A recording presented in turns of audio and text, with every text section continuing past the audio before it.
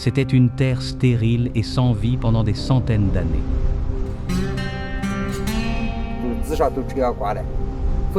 Le sable pouvait ensevelir les terres agricoles. La maison était entourée de sable. Il remplissait chaque recoin. Cependant, le paysage désertique disparaît progressivement de la carte grâce aux efforts de reforestation de nombreuses personnes. L'un d'eux est un homme de 100 ans qui a créé un miracle vert au cœur du désert de Mu'us. J'espère pouvoir vivre encore longtemps pour voir la terre devenir de plus en plus vivante. C'est le tout premier peuplier que mon grand-père a planté. Suivez les traces de nos reporters le long du fleuve jaune et écoutez l'histoire de l'homme âgé et le désert dans le 7e épisode de notre série en 12 parties. Le mosaïque du fleuve jaune, l'homme âgé et le désert.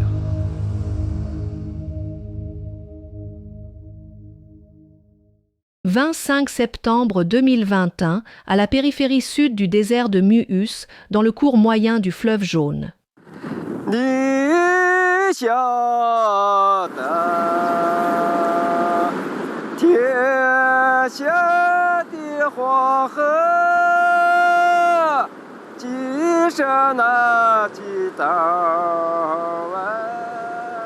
L'homme de 100 ans que nous allons rencontrer aujourd'hui vit au cœur du désert de Mu'us, l'un des 4 grands déserts le long du fleuve jaune. Son plus proche voisin vit à 8 km dans un village de 200 foyers, dans le comté de Jingbian, le long d'un grand affluent du fleuve jaune. Après avoir quitté la route principale et roulé pendant 40 minutes depuis la ville du comté, nous avons encore conduit pendant 20 minutes sur une route de terre cahoteuse à une seule voie, entrant dans une vaste étendue de terrain sablonneux et accidenté. Xiaofei, mon collègue et cameraman, a dit qu'il n'aurait pas le courage de voyager seul dans cette région. On perd complètement son sens de l'orientation. Le paysage en bord de route a changé, passant des terres agricoles à une prairie sans fin parsemée de buissons. De temps en temps, nous apercevions de jeunes peupliers et des pins écossais. Puis une maison au milieu de nulle part est apparue à l'horizon. En nous approchant, nous avons vu un vieil homme à genoux près de la maison. Il était en train de creuser un trou à main nue. Saisissant un jeune arbre abandonné, il le planta dans le trou et le reboucha. En se relevant lentement, il tapa fermement sur le sable autour du jeune arbre.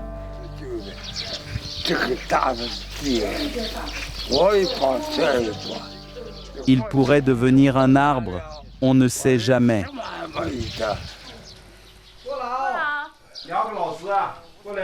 Notre guide, Guo Xu, nous a présenté Guo Chengguang, ce centenaire qui a dédié sa vie à planter des arbres sur cette terre constamment menacée par la désertification.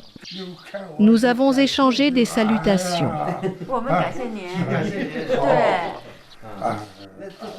Vêtu d'un chapeau blanc, le vieil homme au visage brun et à la taille petite semblait bien plus jeune que son âge. Bien que ses prothèses dentaires l'empêchent de parler clairement, sa voix était forte et puissante.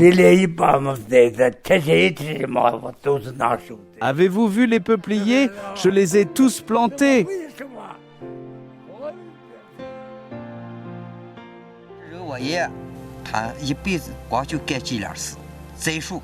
Mon grand-père a fait une seule chose de sa vie, planter des arbres.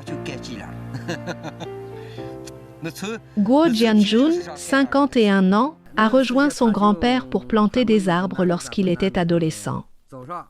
En mongol, Mu'us signifie « eau pauvre ». Situé à la frontière sud du désert de Mu'us, un tiers du comté de Jingbian était recouvert de sable il y a 50 ans. Nous avions des tempêtes de sable toute l'année. Le printemps était la pire saison. Parfois, on pouvait à peine ouvrir la porte le matin avec tout le sable entassé devant. Il pouvait aussi ensevelir les terres agricoles. À l'intérieur de la maison, Guo Jianjun m'a montré une vieille photo en noir et blanc où 3 personnes marchaient sur une dune de sable. Chacune tenait une pelle d'une main et des jeunes arbres de l'autre. Il a expliqué que son grand-père avait commencé à planter des arbres dans les années 1970 pour une raison très simple. Nous avions besoin de bois de chauffage pour survivre. Il n'y en avait pas. Guo Chengwang était parmi les premiers de ses voisins à obtenir un contrat pour une parcelle de terre dans le désert en 1984. Guo Xu, notre guide, a expliqué qu'à l'époque, il était encore élève à l'école primaire. Dans les années 1980, tout le monde était encouragé à planter des arbres, que l'on soit étudiant, travailleur ou fonctionnaire. Quand j'étais enfant, nous étions entourés par le désert qui envahissait la terre. Le sol était stérile. Maintenant, de nombreuses zones de cette terre sont devenues vertes. Les enfants d'aujourd'hui ne savent même pas à quoi ressemble un vrai désert.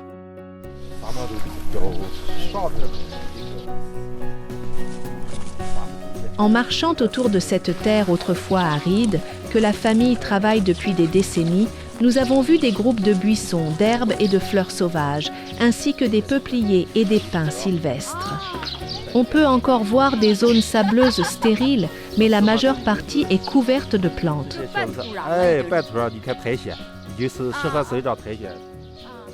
Un grand peuplier a attiré mon attention. Ceci est le tout premier peuplier que mon grand-père a planté. Il a été planté au prix de notre cochon. En levant les yeux vers l'arbre, Guo Jianjun tenta de l'étreindre. Il est impossible de l'enrouler de ses bras.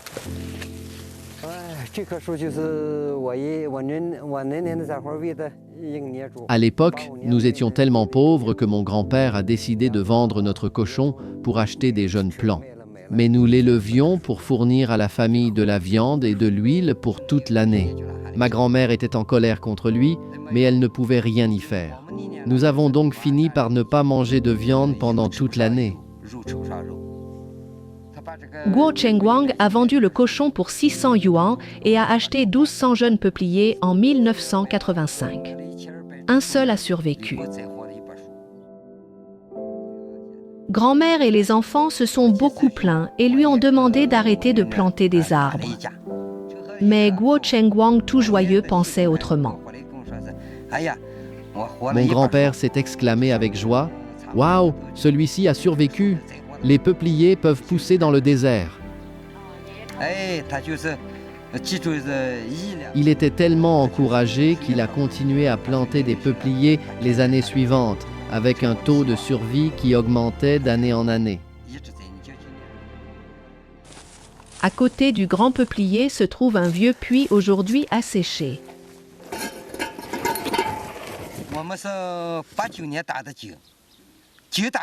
Nous avons creusé ce puits en 1989. Nous avions loué une pelleteuse à chêne pour acheminer les tuyaux. Il a fallu un demi-mois pour en apporter 20 ici. Le puits nous a permis d'atteindre de l'eau à 19 mètres de profondeur. Le débit n'était pas bon. À chaque fois, il fallait attendre des heures pour remplir un seau et le remonter. Mais nous avons trouvé une eau propre et de bonne qualité en plein désert. Alors, nous avons décidé de rester.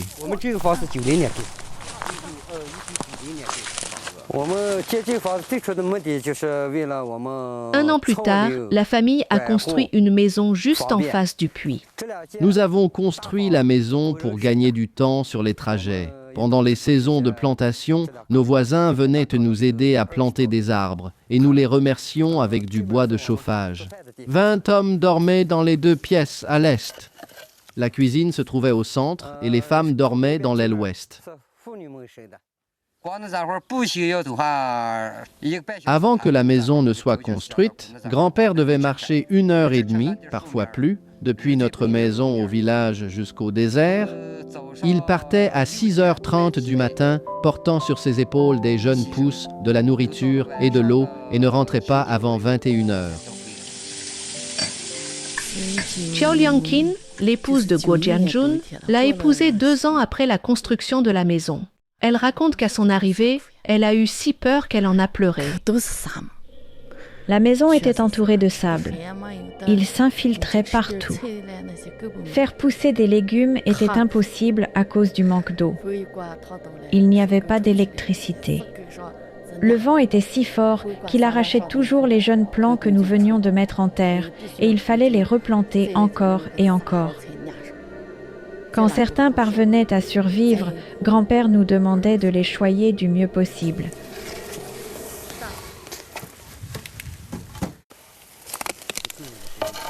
Je demandais à Guo Jianjun s'il avait déjà pensé à abandonner. Silencieux pendant un moment, cet homme d'une 50aine d'années répondit qu'il y avait bel et bien pensé. Je me disais que j'étais encore jeune et que je ne voulais pas passer le reste de ma vie à planter des arbres. En fait, je suis parti une fois, mais je me suis arrêté en chemin. Je me suis dit que si je n'étais pas là, mon grand-père, qui avait déjà plus de 70 ans, aurait du mal rien que pour aller chercher de l'eau potable. Alors je suis revenu.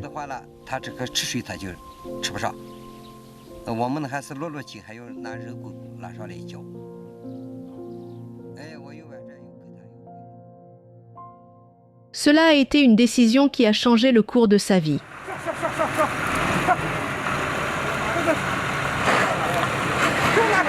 Aujourd'hui, Guo Jianjun paie ses compagnons villageois pour planter des arbres, utilisant un grand tracteur pour transporter les jeunes pousses. Les arbres ont une durée de vie. Mon grand-père a planté des peupliers. Ils vivent entre 30 et 40 ans. Aujourd'hui, ils vieillissent, alors je les remplace par des pins sylvestres. On peut s'attendre à ce que les pins sylvestres vivent jusqu'à 200 ans. En plus de planter des arbres, Guo Jianjun élève 2 douzaines de vaches et plus d'une centaine de moutons, nourris grâce à l'herbe qui pousse dans le bosquet. Au début de l'année 2021, la famille a accueilli un visiteur venu d'Iran. Poussé par la curiosité, il est venu voir ce que nous faisions ici. Il s'est promené et a dit que c'était incroyable de voir des arbres pousser dans un endroit pareil.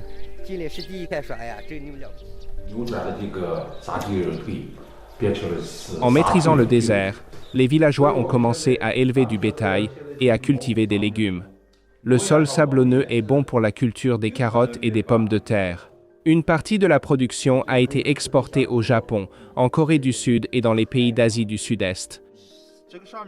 Guo Shu, notre guide, a ajouté que le revenu moyen par habitant est désormais de 19 000 yuans, soit environ 2 800 $. Cela représente 40% de plus que la moyenne de la province du Shaanxi. Il a expliqué que l'amélioration constante des conditions de vie a attiré un nombre croissant de personnes des villes et provinces voisines qui viennent vivre de la terre. Après avoir vécu dans l'ancienne maison pendant 2 décennies, la famille Guo a déménagé dans leur nouvelle maison, à 15 minutes à pied de l'ancienne résidence. La nouvelle maison couvre une surface d'environ la moitié d'un terrain de football. La cour à l'ouest est luxuriante, avec de l'herbe et des cosmos en fleurs. L'étable pour les vaches et les moutons se trouve à l'est de la maison, avec un petit jardin potager à côté où l'on cultive des tomates et des citrouilles. À l'ouest se trouve ce que Guo Jianjun appelle un champ expérimental pour les cultures commerciales. Des rangées de framboisiers y ont été soigneusement plantées, certains portant des fruits.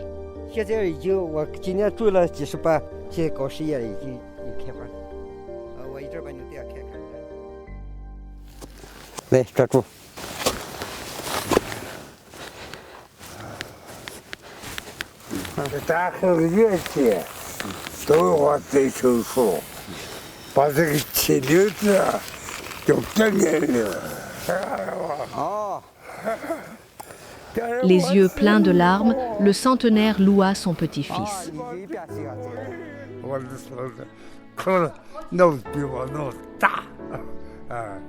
Mon petit-fils a fait un meilleur travail que moi. J'espère pouvoir vivre plus longtemps pour voir cette terre devenir de plus en plus vivante.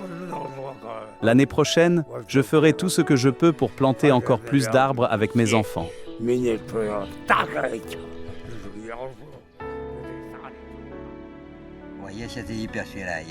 Guo Jianjun a déclaré qu'il était déterminé à ne pas laisser les efforts de son grand-père échouer.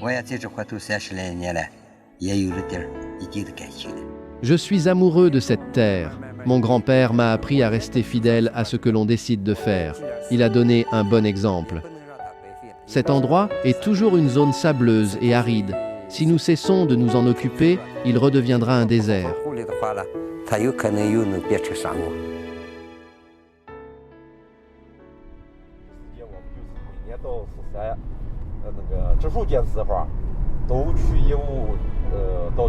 Sur le chemin du retour, Guo Shu a ajouté que chaque année, les habitants de tous horizons suivent la tradition de planter des arbres le 12 mars, jour de la journée nationale de la plantation d'arbres. Il a fièrement ajouté que le comté de Jingbian a cessé de déverser du limon dans le fleuve Jaune depuis 2015, devenant ainsi le premier du Shanxi à le faire.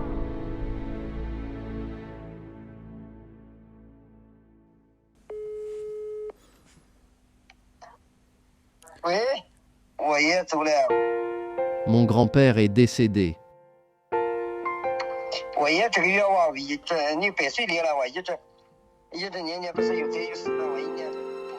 Le dernier jour de mars 2023, Guo Chengwang est décédé à l'âge de 102 ans.